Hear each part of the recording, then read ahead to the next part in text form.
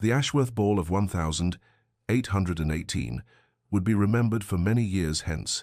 though not for the reasons its hosts had intended when they threw open the doors of their Mayfair mansion to London's glittering elite. Candlelight danced from 1,000 crystal prisms suspended from the vaulted ceiling, casting shadows that flickered and swayed in rhythm with the orchestra's lilting waltz, and the air hung heavy with the mingled scents of hothouse roses, expensive French perfumes, and the distinctive musk of ambition that always accompanied gatherings of the fashionable set. Lady Eleanor Hartley stood at the periphery of the ballroom, her gloved hands clasped before her as she observed the swirling kaleidoscope of silk and jewels, with the careful attention of one who knows herself to be present, but not quite belonging, a guest tolerated rather than celebrated. Her gown, a modest confection of pale blue muslin that her mother had painstakingly refreshed from 2 seasons prior, felt suddenly shabby beneath the chandelier's unforgiving light, though Eleanor told herself firmly that such thoughts were unworthy and revealed a vanity she had no right to possess. She was the daughter of Sir William Hartley, a baronet whose title was respectable enough, but whose coffers had long since run dry, leaving his family to navigate the treacherous waters of society with dignity as their only currency and careful economy as their constant companion. Eleanor had accepted the invitation to tonight's ball with a mixture of hope and trepidation, knowing that at 23 she was approaching the age when society would cease to consider her a prospect and begin to dismiss her as a remnant, yet unable to entirely extinguish the small flame of possibility that perhaps, somehow, this night might alter the trajectory of her modest existence. And then she saw him, Julian Ashworth, the Earl of Blackstone, standing across the ballroom like a figure conjured from the romantic novels Eleanor secretly devoured in the quiet hours of the afternoon, when her mother believed her to be practicing her needlework. He was everything the gossips claimed and more tall and broad-shouldered, with dark hair that caught the light and features carved with an almost cruel perfection, dressed in black evening clothes that proclaimed both his wealth and his studied indifference to those who might seek to impress him. Eleanor had heard the whispers, of course, the breathless speculation that accompanied the Earl wherever he ventured. 30,000 a year, at the very least, estates in 3 counties, a townhouse in Grosvenor Square, and a temperament as cold and unyielding as winter frost. He moved through the crowd with the easy arrogance of one who had never questioned his place at the apex of society's pyramid, and Eleanor felt her heart perform a traitorous flutter even as her mind counselled caution. She should not allow herself to notice him, should not permit even the shadow of hope to take root, for such foolishness led only to disappointment and pain. Yet as she watched him accept a glass of champagne from a passing footman and survey the assembled company with an expression of barely concealed boredom, Eleanor felt the weight of her own invisibility settle upon her shoulders like a familiar shawl, and she wondered, not for the first time, what it might feel like to be seen, truly seen, by someone who mattered in this glittering, merciless world. Eleanor's reverie shattered when she realized, with a jolt of disbelief that sent her pulse racing, that the Earl of Blackstone was moving directly toward her through the crowd, his dark eyes fixed upon her with an intensity that made her breath catch in her throat,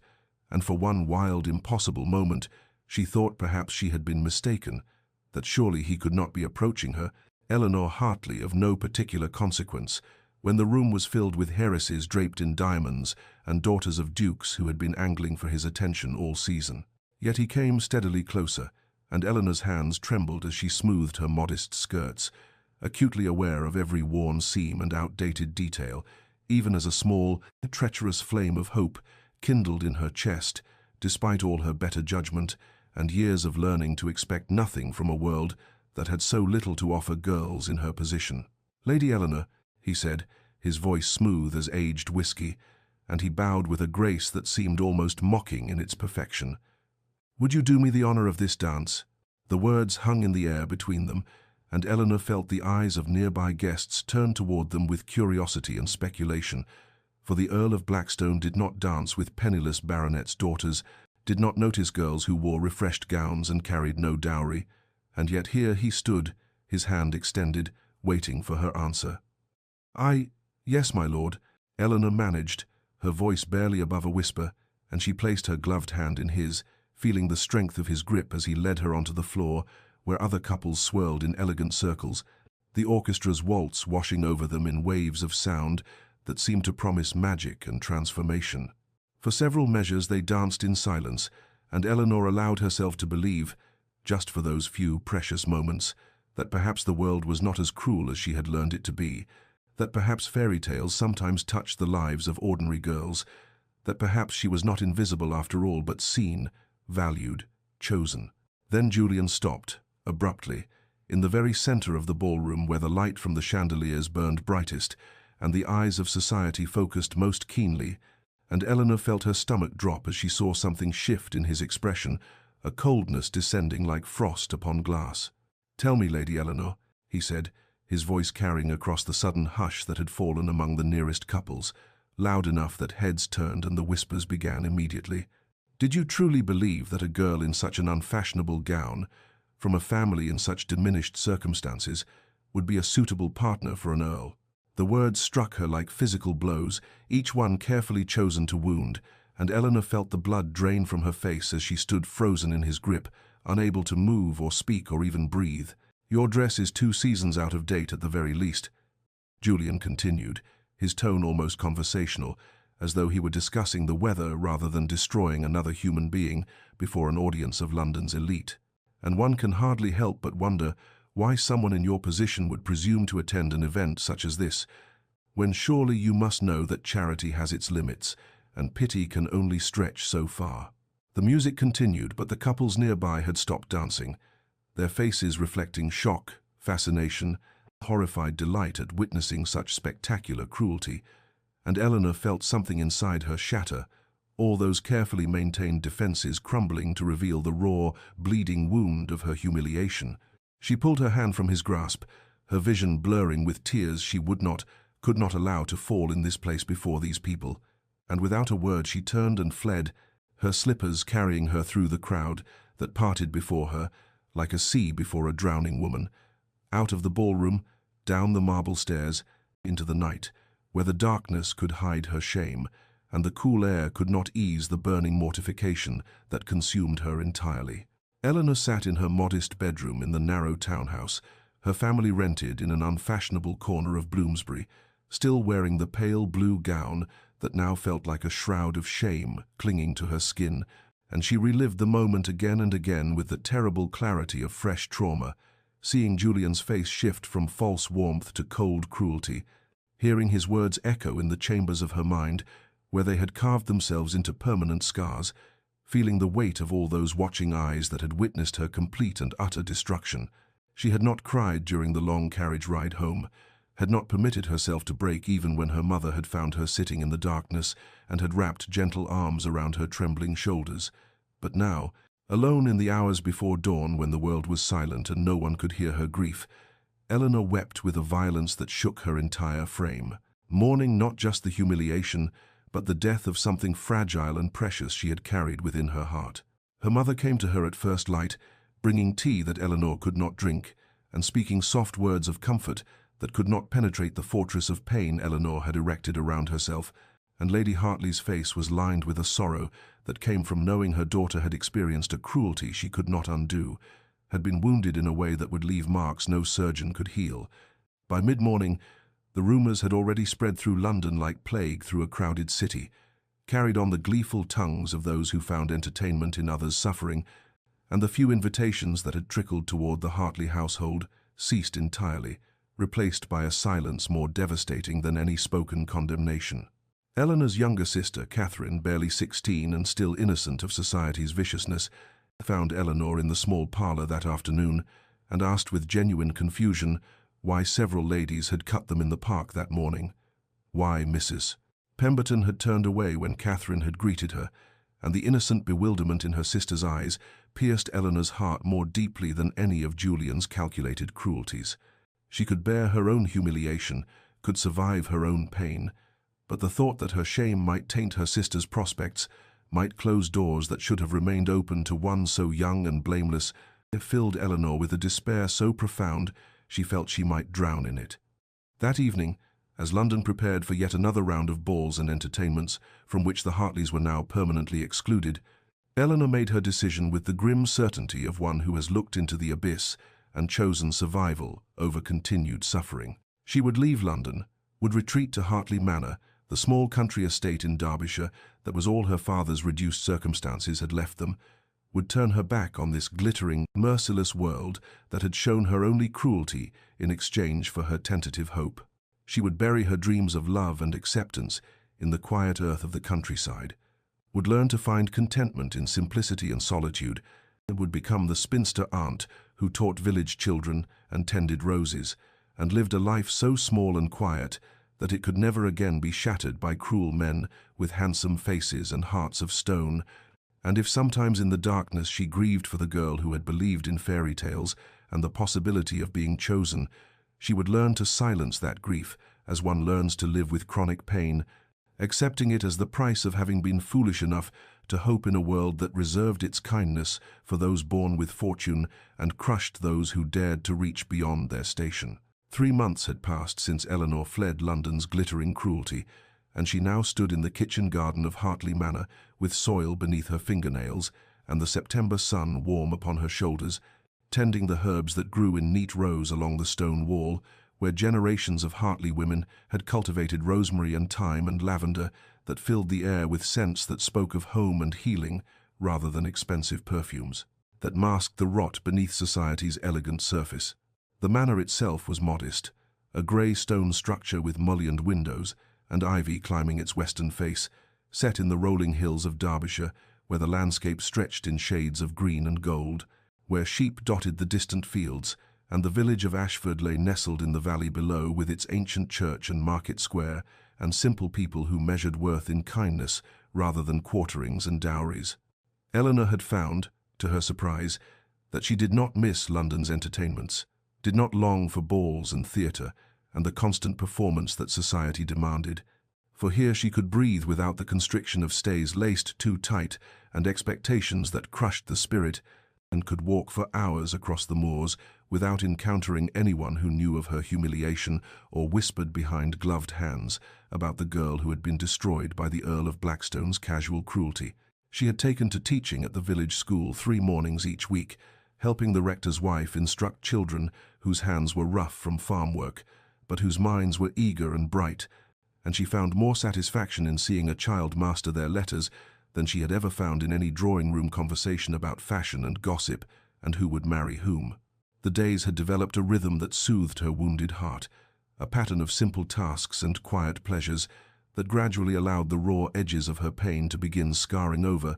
though she knew the wound would never fully heal, would always remain tender to the touch of memory. She rose with the sun and worked in the gardens, read in the afternoons from the modest library her grandfather had assembled, helped her mother with the household accounts and the preservation of fruits from their small orchard, walked the countryside until her legs ached and her mind grew quiet. And in the evenings she sat by the fire with needlework or a book, while her mother played gentle melodies on the pianoforte that was their one remaining luxury. The changing seasons marked her gradual healing, summer giving way to autumn's golden light, and Eleanor began to believe that she had successfully left that other world behind forever, had built a new life from the ruins of her old dreams, a life that might lack romance and excitement, but offered something more valuable, a peace born of accepting her place and finding contentment in what she had, rather than mourning what she would never possess. Then, on a grey October afternoon, when the first frost had touched the gardens and the wind carried the scent of wood smoke from cottage chimneys, a letter arrived from her mother, who had remained in London to chaperone Catherine through her first season, and Eleanor's hands trembled as she broke the seal and read the words that shattered her carefully constructed tranquility, for her mother wrote that the Earl of Blackstone had been making inquiries about Eleanor's whereabouts, had asked after her at 3 separate gatherings, and had seemed genuinely distressed to learn she had left London entirely, and Lady Hartley wondered if perhaps Eleanor might consider returning for the winter season if the Earl intended to make amends for his unconscionable behaviour. Eleanor read the letter twice, feeling the old anger and humiliation rise in her chest like bile, and then she crossed to the fireplace where a small blaze burned against the autumn chill and held the paper to the flames, watching as her mother's careful script blackened and curled and turned to ash,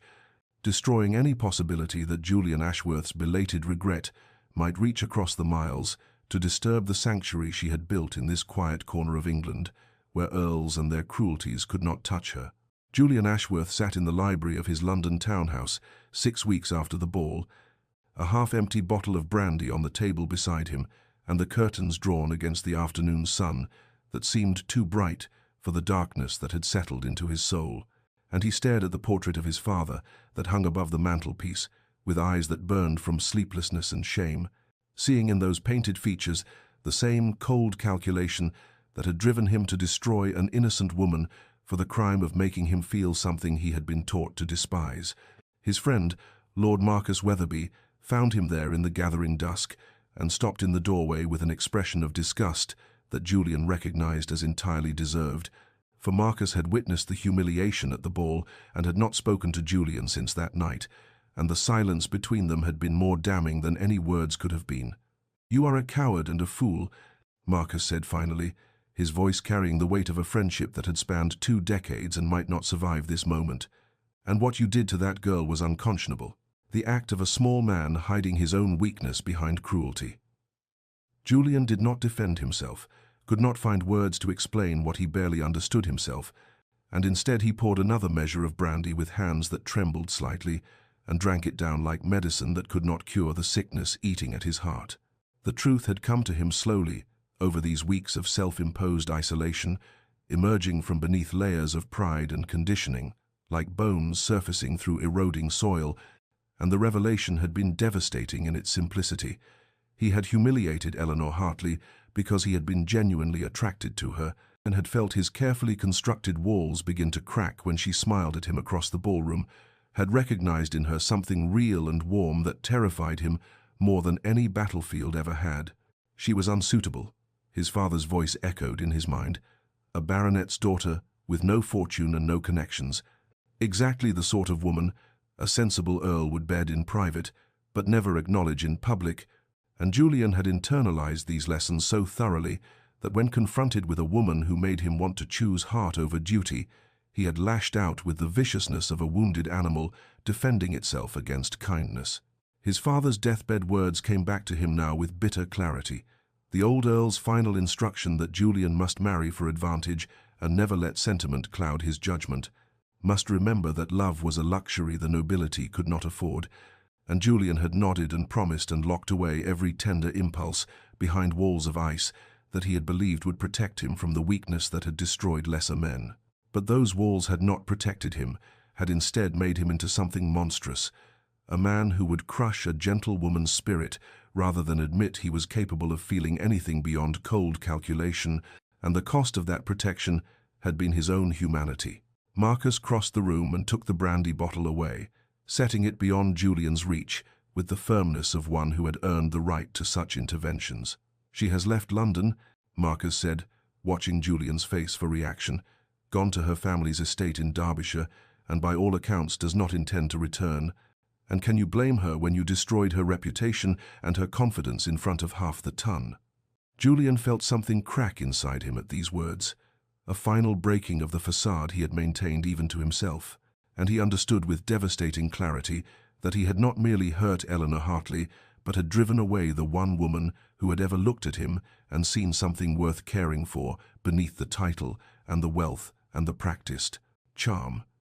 He had spent weeks telling himself that his guilt was merely the natural response of a gentleman who had behaved badly, that it would fade with time and distance, but now he recognized it for what it truly was. The grief of having destroyed his own chance at something real because he had been too cowardly to reach for it.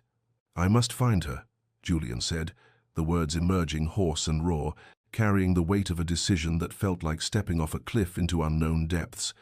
"I must beg her forgiveness and somehow, though I deserve nothing, convince her that I am not the man she saw that night, or rather, that I need not remain that man if given the chance to become something better." Marcus studied him with eyes that had seen through Julian's pretenses since they were boys at Eton, and finally nodded slowly, perhaps recognizing that some transformations could only come through the painful work of making amends for past cruelties and earning back what one had carelessly destroyed. Julian arrived at Hartley Manor on a cold November morning, when frost clung to the bare branches, and his breath misted in the air, having ridden through the night from London, with a desperation that bordered on madness, and he stood before the modest stone house, with its weathered facade and simple gardens gone dormant for winter, understanding that he was about to face a reckoning he had no right to expect would end in anything but rejection. The elderly housekeeper who answered his knock took one look at his face and seemed to know immediately who he was, for her expression hardened into something between contempt and pity, and when he asked to see Lady Eleanor, she told him in clipped tones that her mistress was not receiving visitors, particularly not visitors who had travelled from London with dubious intentions. Julian left a letter at the door, his hand trembling as he placed the sealed paper on the stone step, knowing that the words he had laboured over for 3 days were inadequate to express the depth of his remorse, that no arrangement of sentences could undo what he had done or convey the transformation that had begun in his soul. But he had to try, had to offer something, even if it was rejected. Eleanor stood at her bedroom window and watched him walk away toward the village, her hands pressed against the cold glass, and when the housekeeper brought her the letter, she stared at it as though it were a serpent that might strike, feeling the old anger rise in her chest alongside something more complicated, a curiosity she despised herself for feeling. She read his words in the fading afternoon light, his confession of cowardice and cruelty, his acknowledgement that nothing he could say would excuse what he had done, his plea, not for forgiveness, but simply for the chance to prove through actions rather than words that he was capable of becoming a better man, and her hands shook with anger and residual pain as she carried the letter to the fireplace and watched the flames consume his carefully penned apologies, reducing them to ash that could not hurt her again. Julian took lodgings at the Hound and Hart, the village's only inn, a modest establishment with low beams and uneven floors that the innkeeper's wife kept scrupulously clean, and he began a campaign of attempted reconciliation that Eleanor met with absolute refusal, for when flowers arrived at Hartley Manor with notes attached, they were returned unopened, and when more letters came, Eleanor burned them without breaking the seals, and when she attended Sunday service at the ancient stone church and found Julian sitting in the back pew, she gathered her skirts and left immediately through the side door, her mother following with apologetic glances at the Earl, who knelt in prayer or shame, or some combination of both. The village began to gossip, of course, for how could they not, when an Earl had taken up residence at their humble inn and seemed to have no purpose except pursuing the baronet's daughter who wanted nothing to do with him, and the speculation ranged from romantic to scandalous to pitying, though most agreed that Lady Eleanor had every right to reject the advances of a man who had, by all accounts, treated her abominably in London. Eleanor's resolve hardened with each attempted contact, her determination not to be made a fool twice, becoming an armor she wore against the tiny voice in her heart that wondered what it meant that he had come so far and stayed so persistently, for she told herself that this was merely the whim of a wealthy man unused to being denied anything he desired, that his interest would fade once the novelty of rejection wore thin, that she would not allow his belated regret to disturb the peace she had worked so hard to build from the ruins of her shattered confidence. Weeks passed, and winter settled over Derbyshire with quiet determination, blanketing the countryside in frost and early darkness, and Julian remained at the Hound and Hart, though Eleanor had given him no encouragement whatsoever, no sign that her heart had softened even marginally toward the man who had destroyed her confidence and driven her from London society. But something in his approach had changed, for he no longer sent flowers or letters or attempted to force encounters at church, and instead he simply became a presence in the village, a man who rose early and worked alongside the farmers, repairing stone walls damaged by autumn storms, who donated generously to the village school so that the children might have proper books and slates, who spent long hours helping old Thomas the blacksmith with heavy work that had become too much for aging joints and failing strength. Eleanor observed these activities from a distance with suspicion hardening her heart against any interpretation that might suggest genuine transformation, for she told herself that this was merely performance and the calculated generosity of a wealthy man attempting to buy his way into her good graces by impressing the simple country folk who surrounded her. She watched from her bedroom window as he worked in the December cold, his fine coat discarded, and his shirt sleeves rolled up as he hauled timber for the widow Morrison's new fence, and she told herself that no Earl would truly debase himself with manual labor unless it served some ulterior purpose, unless he believed that these demonstrations of humility would somehow erase the cruelty he had inflicted upon her in that glittering ballroom a lifetime ago. One rainy afternoon in late December, when the sky hung low and grey, and the roads had turned to rivers of mud, Eleanor was returning from the village school where she had been teaching the youngest children their letters, and she came upon a scene that stopped her in the shelter of an ancient oak, hidden from view, but able to observe clearly what unfolded before her. Old Mrs. Weatherstone, who must have been 70 if she was a day, and whose stubbornness was legendary throughout the county, had attempted to bring her cart to market despite the worsening weather, and now the wheel had broken and spilled her carefully wrapped butter and cheese into the mud, and she stood there in the rain looking lost and frightened in a way that Eleanor had never seen from the formidable old woman. Julian appeared from the direction of the inn, his hair already plastered to his head by the downpour, and he did not hesitate or call for servants or stand at a distance, offering useless sympathy, but instead he knelt directly in the mud and began gathering the scattered goods, speaking to Mrs. Weatherstone in tones too low for Eleanor to hear, but gentle enough that the old woman's expression shifted from distress to something approaching relief. He worked for nearly half an hour in the cold rain, rigging a temporary repair to the wheel with rope and pieces of wood scavenged from a nearby fence, his fine clothes ruined beyond redemption and his hands bleeding from splinters. And never once did he glance around to see if anyone was watching. Never once did his manner suggest that he was performing for an audience or expecting gratitude or recognition for his assistance. Eleanor watched from her hidden vantage point and felt something crack in the armor she had built around her wounded heart,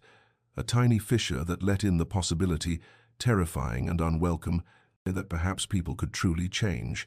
that perhaps the man kneeling in the mud, helping an elderly woman salvage her livelihood, was not the same man who had publicly humiliated her for sport, and this realization frightened her more than continued hatred ever could, for hatred was safe and familiar, while the alternative required a vulnerability she was not certain she possessed anymore. 6 weeks after Julian's arrival in the village, Eleanor set out on her customary afternoon walk through the winter landscape,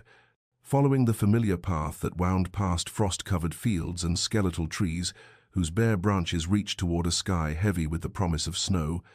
and she had gone perhaps a mile from Hartley Manor when the first drops began to fall. Not snow, as she had expected, but cold rain that quickly intensified into a downpour that soaked through her cloak within minutes and turned the path beneath her feet into treacherous mud. She quickened her pace toward home, but the storm strengthened with startling ferocity, the wind driving sheets of icy rain that stung her face and made it nearly impossible to see more than a few feet ahead, and she was considering taking shelter beneath the inadequate canopy of an oak when she heard her name called through the tempest and turned to see Julian running toward her from the direction of the village, his coat already drenched and his hair plastered to his forehead.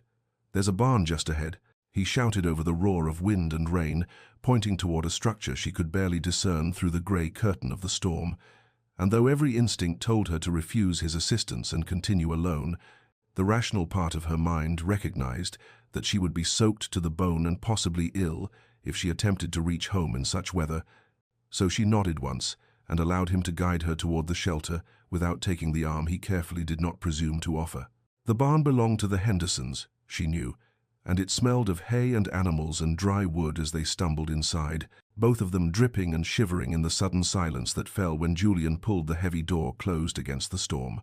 He immediately removed his coat and held it out to her, but Eleanor shook her head with icy politeness, saying,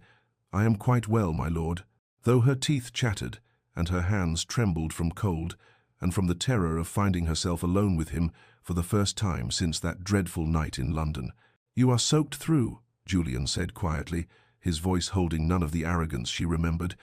only concern and a careful humility that somehow made her angrier than hauteur would have. "Please, Lady Eleanor, I know you despise me, and you have every right to do so, but do not let your justified hatred lead to illness out of pride." She took the coat with stiff fingers and wrapped it around her shoulders, hating that it was warm from his body and that the warmth felt like mercy she did not wish to accept from him, and they stood in awkward silence, broken only by the drumming of rain on the barn roof and the occasional rumble of thunder that suggested the storm would not pass quickly. "I do not despise you," Eleanor heard herself say, the words emerging before she could stop them. formal and measured and utterly untrue. "I simply wish you would leave me in peace and return to whatever life you had in London before you developed this peculiar obsession with seeking absolution for sins that cannot be forgiven." Julian flinched as though she had struck him. And good, she thought, let him feel even a fraction of the pain he had caused her. But when he spoke, his voice remained steady and low and terrible in its sincerity. "I do not expect forgiveness," he said, standing at a careful distance that acknowledged her need for space. "I know that what I did was unforgivable, that I destroyed something precious for reasons that had nothing to do with you and everything to do with my own cowardice and fear.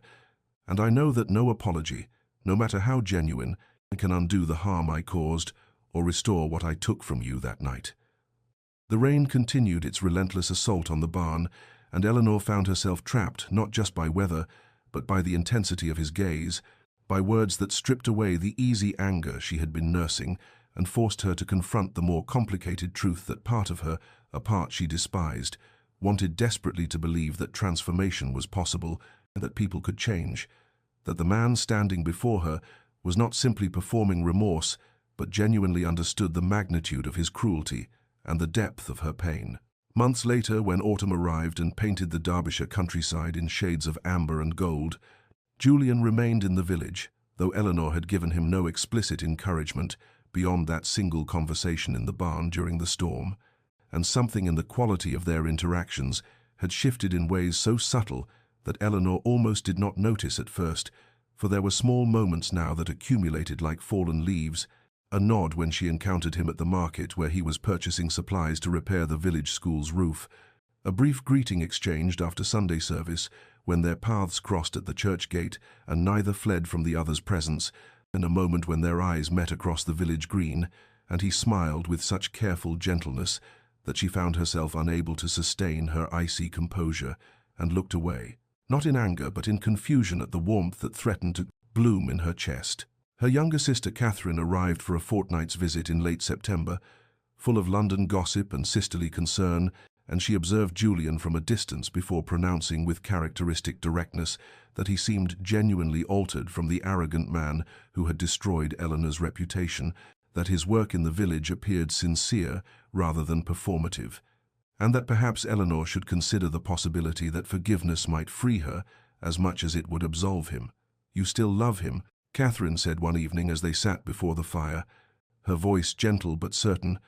"Or perhaps you love the man he has become, which is not quite the same thing but might be better, for we cannot build futures on who people were but only on who they choose to be now."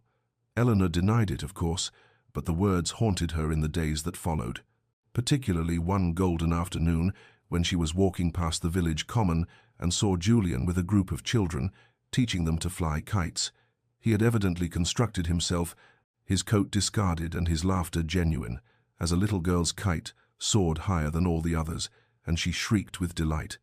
He looked up and saw Eleanor watching, and for a moment neither moved, and then the little girl tugged at his sleeve, demanding his attention, and he turned back to the children. But something in that brief exchange struck Eleanor with unexpected force, for she saw in that scene the ghost of dreams she had once harbored before that terrible night in London, dreams of family and children and a man who would be not just husband but partner, dreams, she had thought, crushed beyond revival, but which now stirred painfully in her heart, like spring flowers pushing through frozen ground. That night she lay awake in her bed at Hartley Manor and thought about the difficulty of opening a wounded heart, about how much easier it was to remain encased in protective ice than to risk the vulnerability of thawing, about whether she possessed the courage to believe that transformation was genuine and lasting rather than temporary performance,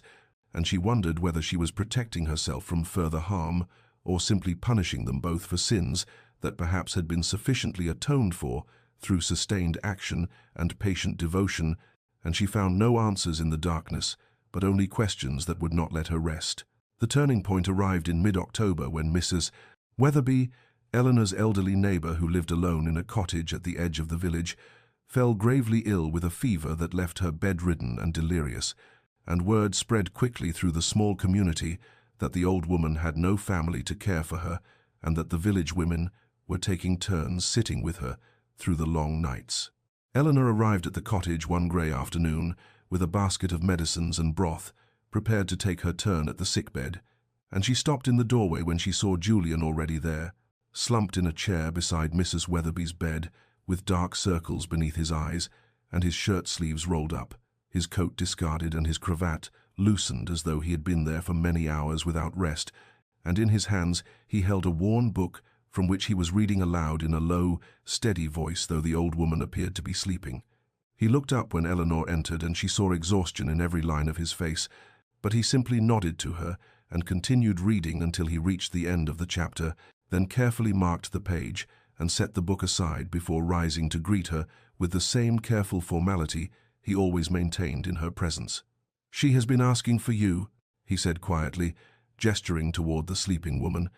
"The fever breaks and returns in cycles, and in her lucid moments she speaks of how kind you have been to her, how you bring her vegetables from your garden and read to her on Sunday afternoons." Eleanor moved to the bedside and placed her hand on Mrs. Weatherby's forehead, finding it still too warm but perhaps not as burning as it had been according to the reports she had heard,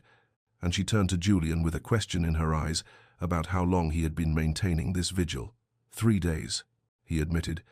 "The doctor says the crisis should pass soon if we can keep her comfortable and make sure she takes liquid, and I thought perhaps I could be of some use here, since there is little else I can offer this village that has shown me such unexpected grace, despite knowing what I am and what I have done." They worked together through the precipice afternoon and into the evening, Eleanor preparing poultices and spooning broth between the old woman's cracked lips, while Julian changed soiled linens and fetched water, and performed all the unglamorous tasks of sickroom nursing without complaint or hesitation. And there was something profoundly intimate about this quiet companionship, this shared purpose that required no words but only steady presence and gentle hands, and Eleanor found herself observing him with new eyes as he carefully lifted Mrs. Weatherby to help her drink, supporting her frail weight with a tenderness that seemed to come from some deep well of compassion she had not imagined he possessed. When the fever finally broke near midnight and the old woman fell into peaceful sleep, Eleanor felt tears of relief and exhaustion sting her eyes, and Julian saw them and handed her his handkerchief without comment, and she took it and pressed it to her face and allowed herself to feel the weight of the past months, the slow thawing of her frozen heart, the terrifying possibility that perhaps transformation was real and redemption was possible, and that the man standing beside her in this humble cottage was genuinely altered from the cruel aristocrat who had destroyed her in the glittering ballroom. "Thank you," she said when Mrs. Weatherby had been settled comfortably and they stepped outside into the cool autumn night, and they were the first words of genuine warmth she had spoken to him since that day in the barn, and she saw something shift in his expression, hope kindling like a fragile flame that he dared not acknowledge too openly for fear of extinguishing it. They walked together through the autumn woods toward Hartley Manor, not touching but moving in companionable silence, broken only by the rustle of fallen leaves beneath their feet, and when they reached the place where their paths would diverge, Julian spoke with careful deliberation about his own loneliness, about how that terrible night in London had become the defining moment of his life, not because of what he had done, but because of what it had revealed about the man he had been and the man he desperately wanted to become, about how every day in this village had been both penance and transformation, suffering and grace intertwined, and Eleanor listened with her heart slowly unfreezing, like ice yielding at last to the persistent warmth of spring. Winter approached with the first frost silvering the bare branches and meadows of Derbyshire, and in those shortened days Eleanor and Julian developed a cautious friendship that grew like careful stitches mending torn fabric, for their walks together became regular occurrences that the village noted with gentle approval rather than scandal, and they discussed books with the easy familiarity of kindred spirits, debating philosophy and poetry as they traversed familiar lanes now edged with ice, and Eleanor found herself sharing hopes she had thought buried forever, while Julian spoke of his own dreams with a vulnerability that seemed impossible from the arrogant Earl who had once measured all things by wealth and status. He never presumed anything beyond friendship, never reached for her hand or spoke words of romantic intention, and this restraint paradoxically drew her closer to him than any passionate declaration might have done, for she understood that he was allowing her to set every boundary and control every step of their progression, and there was profound respect in that patience. One snowy evening in late November, Eleanor's mother extended an invitation for Julian to dine at Hartley Manor, and he arrived bearing no extravagant gifts, but only a small book of pressed wildflowers he had collected throughout the autumn, each bloom carefully labelled with the date and location where he had found it, and Eleanor's mother observed them both throughout the meal, with eyes that saw what perhaps Eleanor herself was still reluctant to acknowledge. The way Julian's gaze followed her daughter with careful tenderness, the way Eleanor's laughter came more freely than it had in years, the subtle dance of two people finding their way back to wholeness through each other's presence. After dinner, they sat before the fire in the drawing-room, while Eleanor's mother retired with knowing grace, leaving them alone in the warm circle of firelight, and they talked late into the night as snow fell steadily beyond the frosted windows, and Julian spoke with raw honesty about the depth of his self-loathing in the months after that terrible ball, about how his father's deathbed insistence that an Earl must marry for advantage rather than affection had poisoned his thinking, about how he had destroyed the one person who had genuinely moved his heart because he had been too cowardly to defy expectations and too arrogant to recognize that true worth had nothing to do with fortune or consequence. Eleanor listened without interruption, watching the play of firelight across his face as he laid bare the darkest corners of his soul. And when he finished speaking, she found herself sharing her own pain in return, not just the humiliation of that night, but the deeper wound of having believed herself unworthy of love, of having internalized society's judgment that she was somehow less because her dowry was modest and her family's estate small. And she spoke of her gradual healing here in the country, of learning to value herself, not through others' eyes, but through her own recognition of her inherent worth.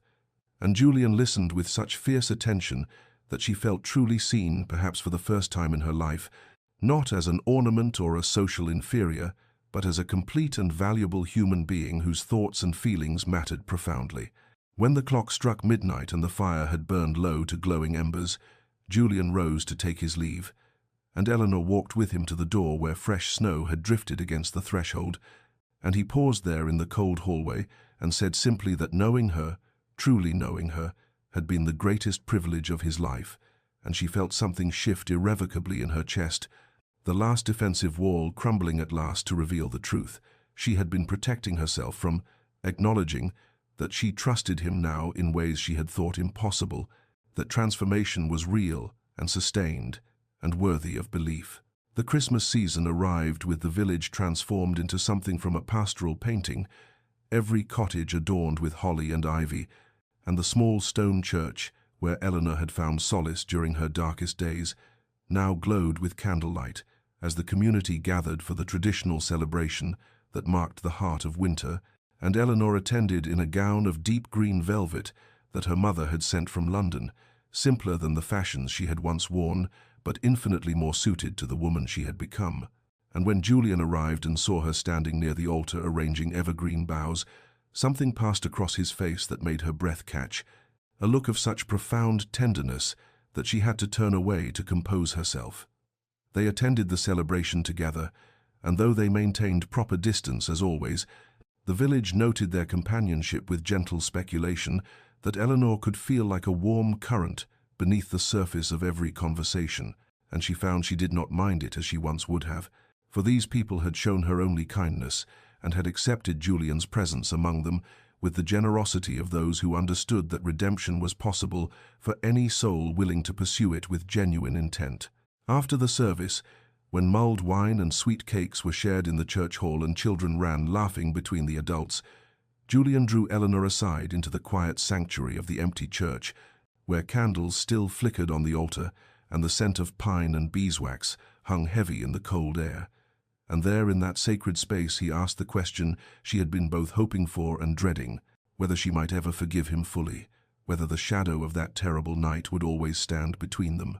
whether she could imagine a future in which they might be more than the careful friends they had become. Eleanor stood in the circle of candlelight and felt the question penetrate to her very core, forcing her to confront the truth she had been avoiding for weeks now, and she recognized with painful clarity that she had already forgiven him, that the forgiveness had crept in gradually through accumulated evidence of his transformation,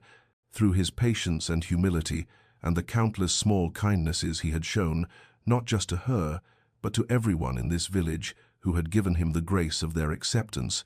But forgiveness and trust were different countries, separated by a vast and treacherous sea, and she did not know if she possessed the courage to make that crossing. "I have forgiven you," she said quietly, watching his expression shift from hope to something more complex. "But I do not know yet if I can trust you with my heart again, for you held it once before and you crushed it without hesitation, and though I believe you are changed, though I see the evidence of that change every day, there is still a part of me that remembers the pain and fears that perhaps this is all performance, that perhaps when tested you will revert to the man you were, and I will find myself destroyed once more." Julian listened without defensiveness, and when she finished he simply nodded and said that he understood, that he had no right to ask for more than she could give, that he would wait however long it required for her to feel safe enough to risk her heart again. And there was such genuine acceptance in his words that Eleanor felt tears sting her eyes, for she knew in that moment that a man who could hear her fear without trying to dismiss or minimize it, who could honor her boundaries without resentment, was a man fundamentally different from the one who had humiliated her in that ballroom. They returned to the celebration together, and the evening passed in warmth and community. And that night, when Eleanor lay in her bed watching moonlight silver the frost on her window, she acknowledged the truth that had been growing in her heart for months now, the terrifying and wonderful reality that she had fallen in love with the man Julian had become, that she loved his gentleness and his humor, and the way he listened as though her words were treasures, that she loved the patience he had shown, and the genuine remorse he carried not as performance, but as transformation. But alongside that love lived fear, the wounded animal part of her that remembered betrayal and could not quite believe that safety was possible. And she knew that before she could fully open her heart, she would need to find the courage to choose vulnerability again, despite every reasonable argument against it. Early spring arrived with tentative warmth that coaxed the first crocuses from the still cold earth, and it had been nearly a year since Julian first appeared in the village, seeking redemption, a year of gradual transformation that Eleanor could measure in accumulated moments of trust and understanding, and it was in this season of renewal that an unexpected letter arrived bearing the London postmark and the familiar handwriting of Lady Catherine Pemberton, one of the few friends who had not abandoned Eleanor after that terrible night, and the invitation was to a ball at the Pemberton residence, with a note expressing Catherine's hope that Eleanor might finally return to society, if only for a single evening among those who truly valued her. Eleanor's first instinct was to decline, as she had declined all such invitations over the past months, to remain safely in the country where her life had been rebuilt and her heart carefully protected, but something in Catherine's words stirred an old longing that she had thought buried forever, the desire not to hide from her past, but to confront it on her own terms. And when Julian learned of the invitation, during one of their afternoon walks through the awakening countryside, he paused beside a hedge newly green with spring growth and spoke with careful gentleness about whether perhaps she might consider accepting, not for society's sake but for her own, and to reclaim what had been taken from her that night, to prove to herself that she could stand in those glittering rooms no longer as a victim, but as a woman who knew her worth regardless of others' judgment. Eleanor's immediate response was fear that rose sharp and familiar in her chest, the remembered sensation of hundreds of eyes watching her humiliation, and she spoke of this fear with a vulnerability that would have been impossible a year ago, explaining that she did not know if she possessed the courage to place herself once more in that world where she had been so thoroughly destroyed. And Julian listened without trying to persuade or dismiss her concerns, and then he said something that shifted everything, that perhaps the fear itself was reason enough to go, that running from what frightened us gave it permanent power over our lives, while facing it with support and preparation could transform terror into triumph. They discussed her fears during long conversations over the following weeks, as daffodils bloomed in golden profusion and the village celebrated the lengthening days, and Julian offered to escort her if she wished, to stand by her side in those ballrooms where he had once wounded her so terribly. But he emphasized that the choice was entirely hers, and that there would be no judgment from him regardless of her decision, and this freedom to choose without pressure paradoxically made the possibility seem less daunting, for she recognized that returning to London would be an act of reclamation rather than submission, a declaration that she would not allow one terrible night to define the boundaries of her entire existence. Eleanor made her decision on a morning when apple blossoms fell like snow across the orchard, and she had been teaching at the village school, watching her students tackle difficult lessons with the kind of courage that came from not yet knowing all the ways the world could wound them, and she realized that she had spent 3 years building strength and self-knowledge in this peaceful refuge, and perhaps it was time to test whether that foundation was solid enough to withstand the scrutiny of the society that had once rejected her. And she wrote to Catherine, accepting the invitation with hands that trembled only slightly, and she told Julian that evening that she would return to London, but she would do so on her own terms, as the woman she had become, rather than the frightened girl she had been. And in his eyes, she saw pride and something deeper that made her heart race with anticipation and residual fear in equal measure. The preparation for London became a careful undertaking that occupied the weeks between Eleanor's decision and the actual journey, and though her mother sent fabric swatches and fashion plates from the city, suggesting that Eleanor commission new gowns in the latest styles, Eleanor recognized that the true transformation required was not one of silk and embroidery, but of inner fortification, the rebuilding of confidence that had been shattered 3 years prior in a moment of public cruelty. And so, while she did allow the village seamstress to update several of her existing gowns with fresh trim and more fashionable sleeves, she spent far more time preparing her mind and spirit for the ordeal of re-entering a society that had witnessed her destruction and had done nothing to defend her. She walked the countryside with fierce determination, as though she could absorb strength from the enduring hills and ancient trees, and she rehearsed in her mind how she would hold herself when the whispers began, how she would meet curious or cruel gazes with the dignity of a woman who no longer required external validation to know her worth. And Julian observed these preparations from a respectful distance, offering support when asked but never presuming to guide her choices, and when the time came for their departure, he made the decision to travel separately to London,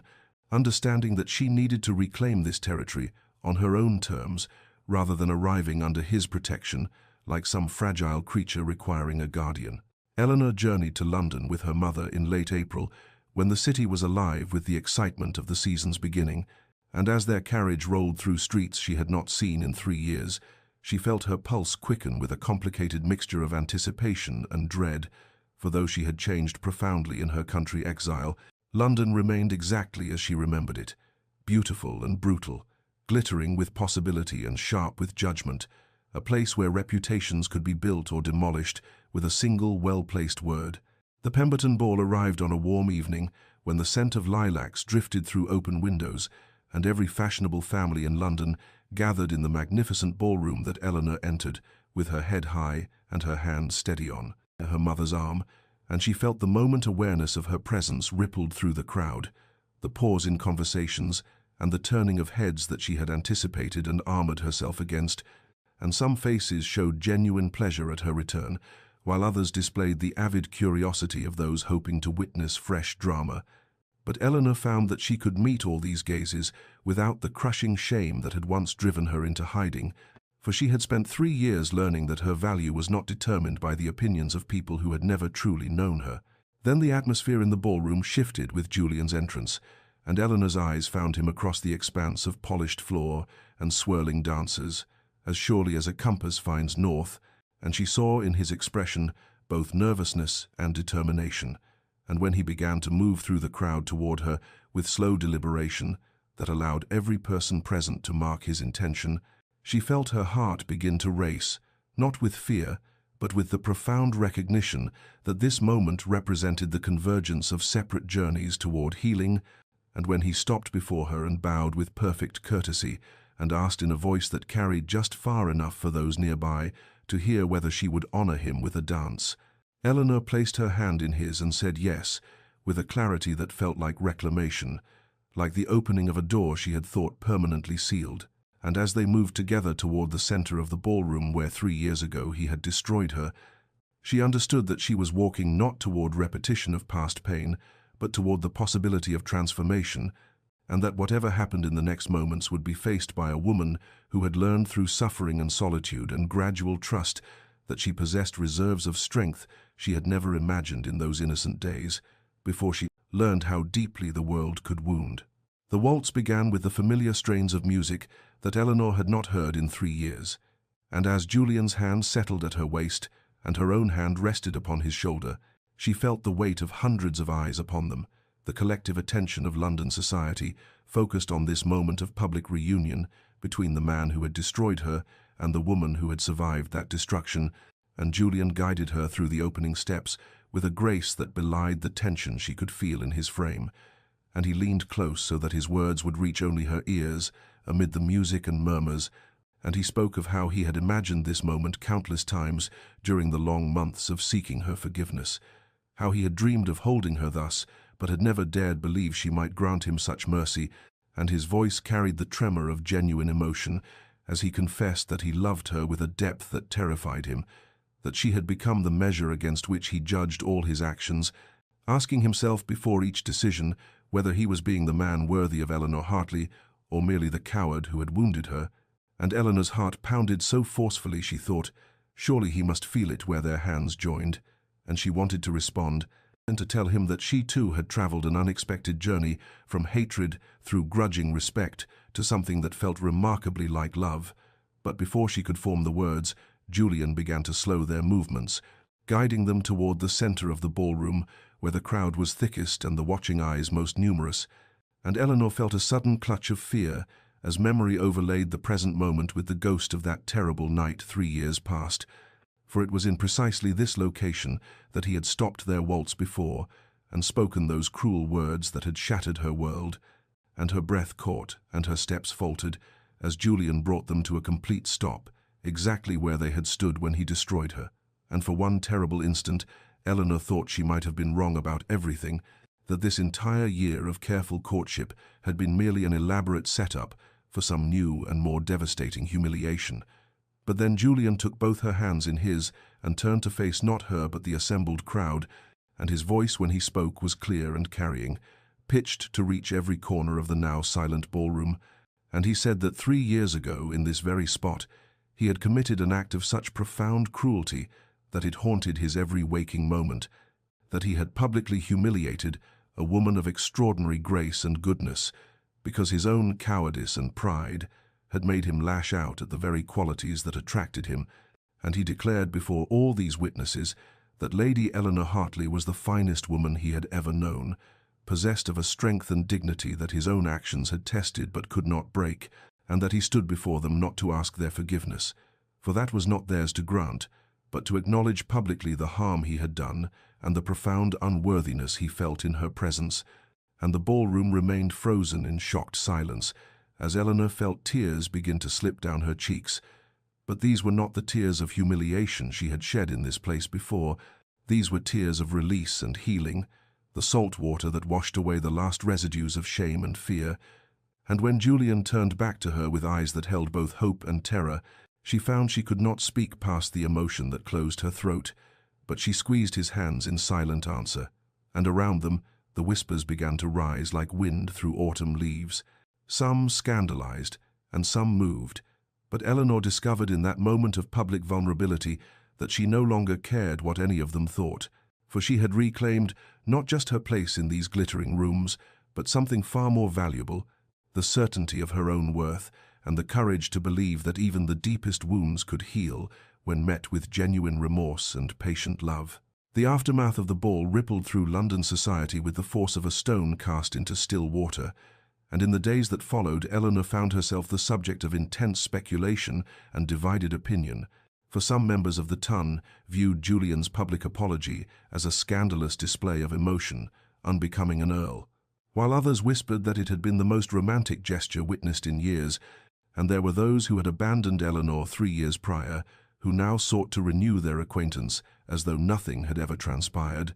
extending invitations and making overtures of friendship that Eleanor received with polite distance, for she had learned during her exile which relationships possessed genuine substance and which were merely the fair-weather connections of convenience, and she discovered to her own surprise that their opinions no longer held power over her sense of worth, that the approval or disapproval of people who had shown themselves lacking in loyalty could not touch the core of self-knowledge she had built during those quiet years in Derbyshire. Julian's public acknowledgement of his cruelty had shifted the narrative in ways both subtle and profound,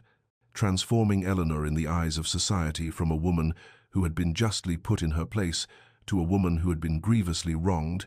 and who had shown remarkable grace in accepting an apology that many deemed insufficient for the offense. And while this reassessment brought a measure of social rehabilitation, it was not this external validation that mattered to Eleanor, but rather the internal realization that bloomed in her heart in the quiet moments after the ball,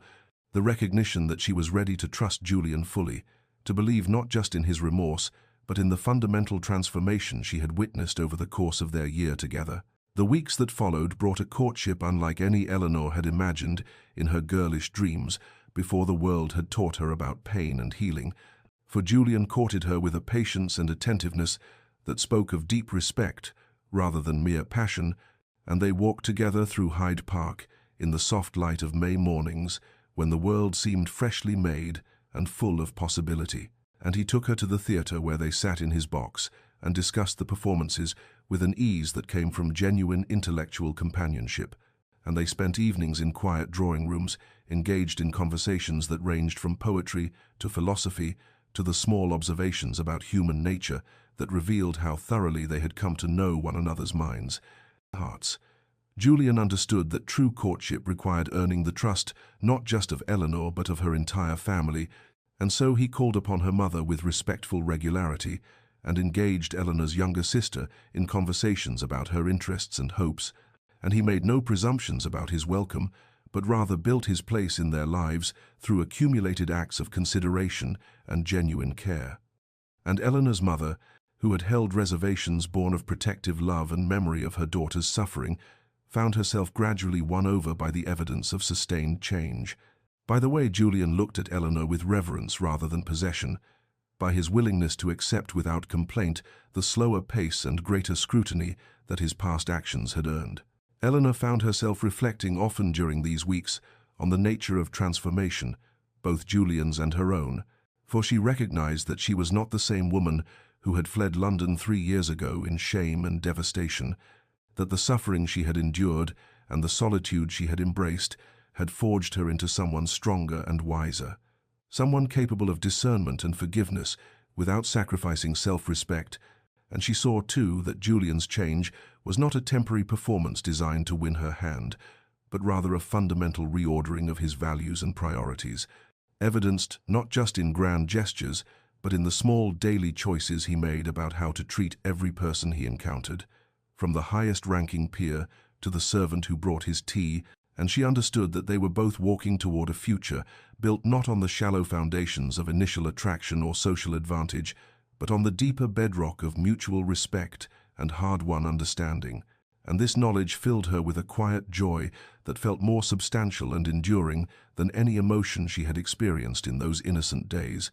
before the world had taught her that love worth having must be tested and proven and chosen, with open eyes and a heart that had learned the difference between pretty words and genuine devotion. Late spring arrived with the particular softness that belongs to early June, when the English countryside seems to hold its breath between the vigor of new growth and the drowsy abundance of summer, and it was in this season of gentle transition that Julian came to Hartley Manor with a purpose that Eleanor sensed the moment she saw him standing in the garden where she had once sought refuge from her devastation, in the same garden where she had walked endless circles, trying to convince her broken heart that it might someday beat without pain. And now here stood the man who had caused that breaking, transformed by time and genuine effort into someone she had come to love with a depth that still surprised her in quiet moments. And Julian held his hat in his hands, and there was a tremor in his fingers that spoke of nervousness, despite all the challenges he had already faced in winning her trust. And he asked if she might walk with him among the roses that were just beginning to unfurl their petals in shades of cream and blush and deepest crimson. And Eleanor took his offered arm, and they moved through the garden paths in a silence that held anticipation rather than discomfort, until Julian stopped beneath an arbor heavy with climbing roses, whose perfume sweetened the air around them, and he turned to face her with an expression that combined hope and fear, and a love so evident that Eleanor felt her breath catch even before he began to speak. And his words, when they came, were not the practiced speech of a man making a grand romantic gesture, but rather the halting, honest confession of someone offering the truth of his transformed heart. And he said that he had spent 3 years learning to be worthy of her. 3 years understanding that true change required not dramatic proclamations, but the patient daily work of becoming better, and he acknowledged that he could never erase what he had done to her in that ballroom,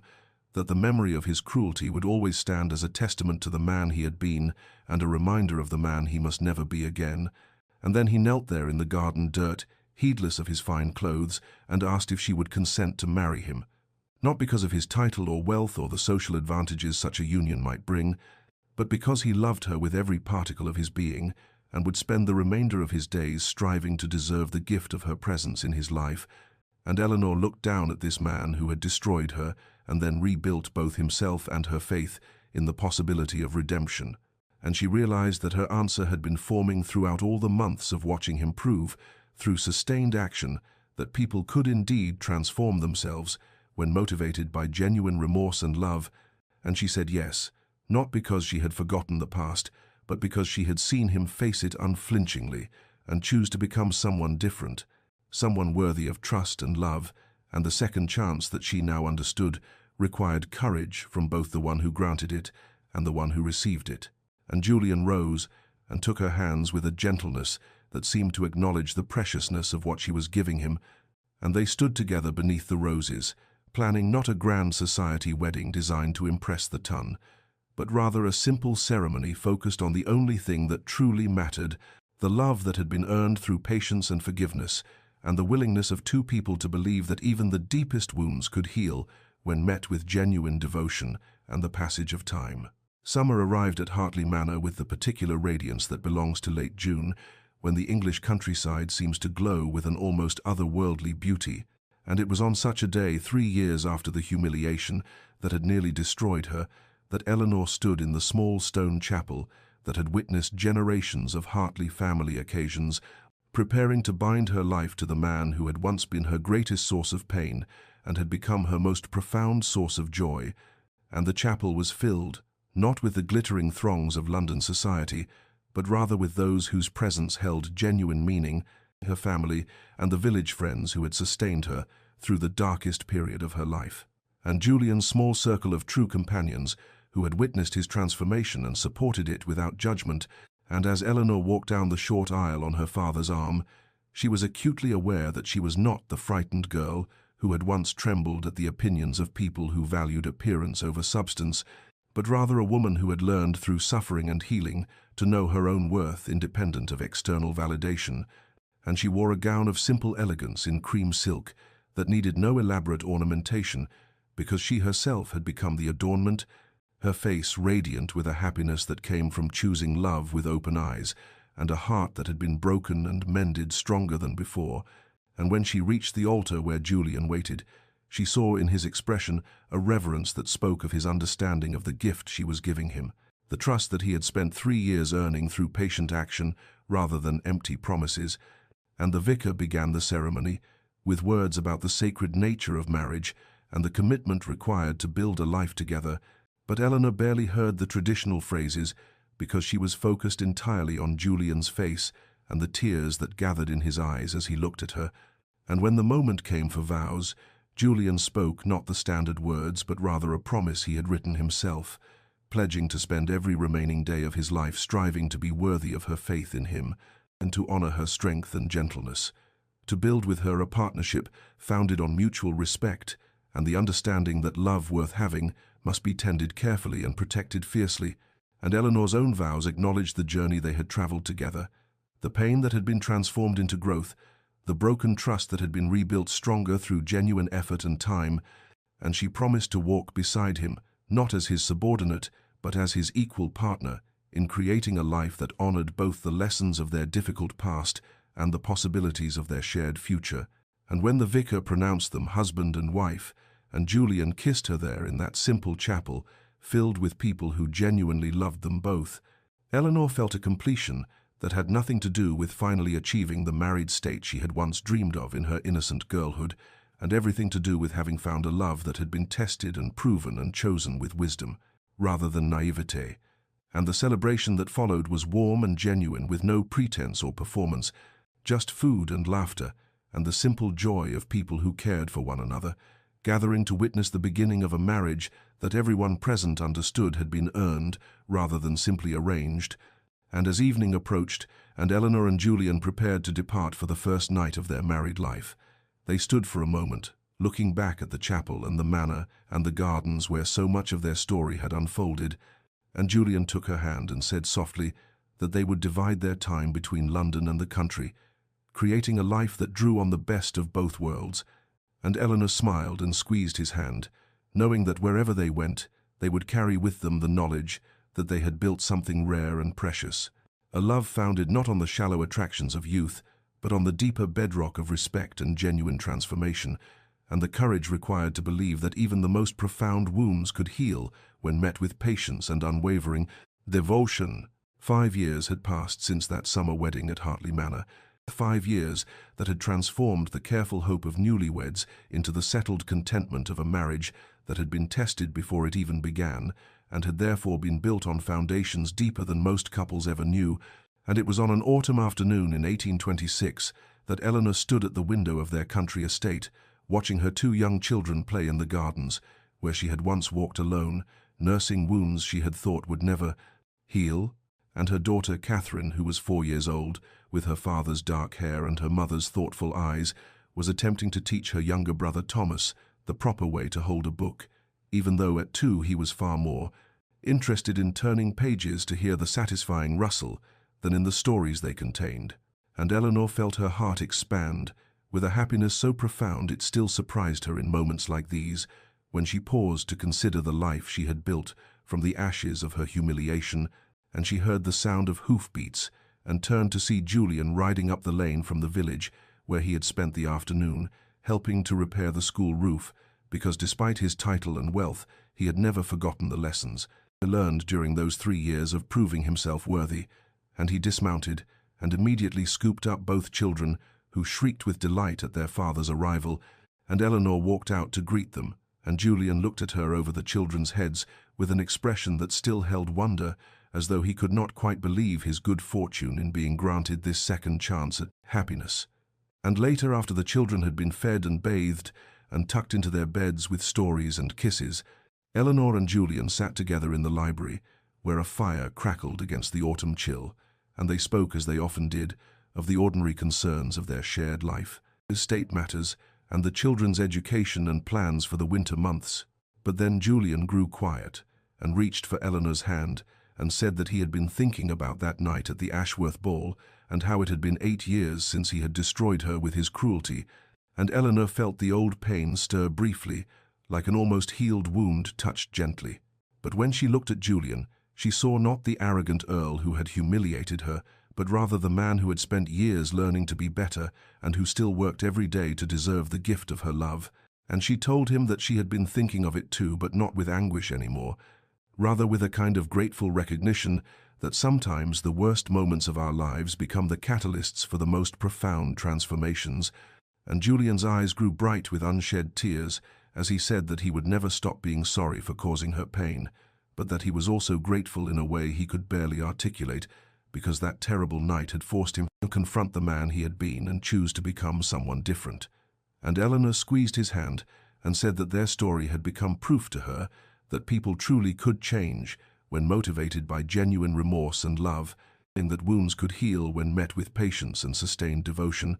And they sat together in comfortable silence as the fire burned low and the house settled into evening quiet around them, and through the window Eleanor could see the stars beginning to appear in the darkening sky, the same stars that had looked down on her during those terrible months after her humiliation, when she had believed her life was effectively over. And she marveled at how impossible it would have seemed then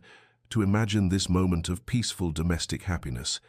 this life built with the very man who had broken her,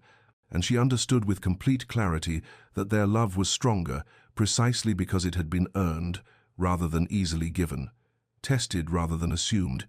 chosen daily rather than taken for granted. And as Julian kissed her good night and they prepared to retire, she felt a completeness that had nothing to do with fairy tale endings, and everything to do with the quiet satisfaction of a life lived with intention and the courage to believe in transformation, even when the evidence against it seemed overwhelming. Dear listener, as we close the pages of Eleanor and Julian's story,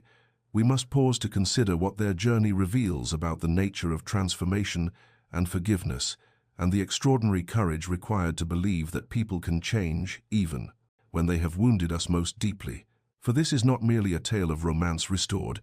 but rather a profound meditation on what it truly means to earn redemption through sustained action rather than empty promises. And perhaps you who are listening have yourself experienced wounds that seemed impossible to heal, or have been the one who inflicted pain and now seeks to make amends. And if so, then let Eleanor and Julian's story serve as testament to the truth that transformation requires not grand gestures made in moments of passion, but rather the patient accumulation of small choices made consistently over time, the willingness to remain present even when immediately forgiven seems impossible,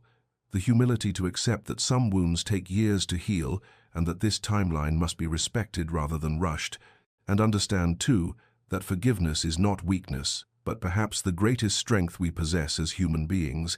the ability to look clearly at the damage done to us and choose nevertheless to believe in the possibility of change,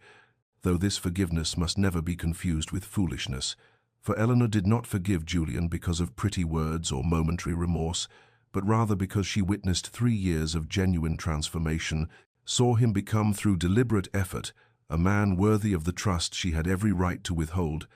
And this distinction matters profoundly because second chances must be earned through action rather than demanded through expectation,